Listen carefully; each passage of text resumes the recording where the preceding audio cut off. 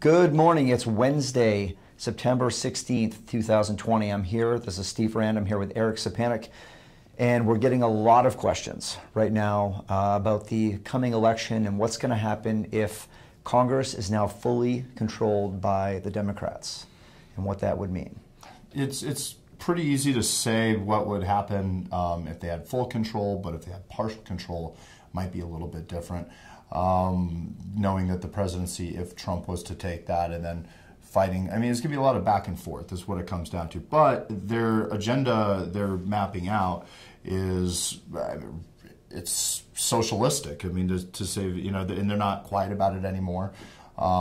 They're saying, hey, you know, we want to give free education to everybody, free health care to everybody. We want open borders. We want to reimagine the police, all these different concepts that would just inevitably cost trillions upon trillions upon trillions of dollars. So as you and I were discussing earlier, there's only two ways to create money to pay for things. So the number one, which if you could enlighten us about that. Well, the number one is taxation. I mean, they're going to have to raise taxes. They're going to have to bring in loads of money and try to feed all these programs. And of course, that costs the American taxpayer, trillions of dollars. We've already seen what's happened during the pandemic, and now you throw all that money on top of it and you look and see what happens. And then of course, there's another way. The other way is printing money. And during the beginning of this, as we saw, the Fed has adopted a new theory, really the modern monetary theory, right, meaning that we can just print forever and figure it out along the way, which is really a concept that isn't new.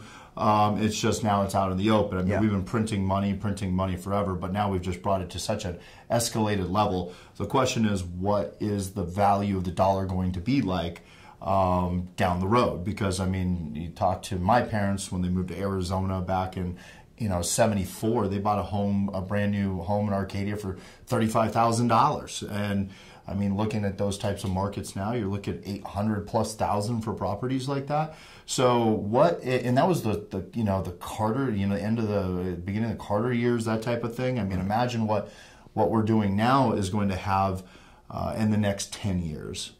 So if you go back to the late 70s, like you were talking about, and you see what happened, the price of gold went from $35 an ounce to up to $850 as inflation soared. If we see that kind of same money printing now, is there a possibility we could see numbers that percentage-wise go up just like that? Well, I believe that there's nothing it can do but follow those types of trend lines that we've seen historically. I mean, there's nothing else that would make sense. Right. So with that being said, I truly believe that gold holdings right now at, we're holding around $2,000 an ounce. I think this is the bare bottom of what we're going to see in the next 10 years. I mean, we might see a little pullback from here, but ultimately the price could soar. Who knows? I mean, if you think $10,000 an ounce sounds crazy, I mean, you would have thought $2,000 an ounce sounds crazy back in the 70s. So, that's kind of a way to look at it, I think. So, thanks for joining us on the Gold Spot. We will see you next week.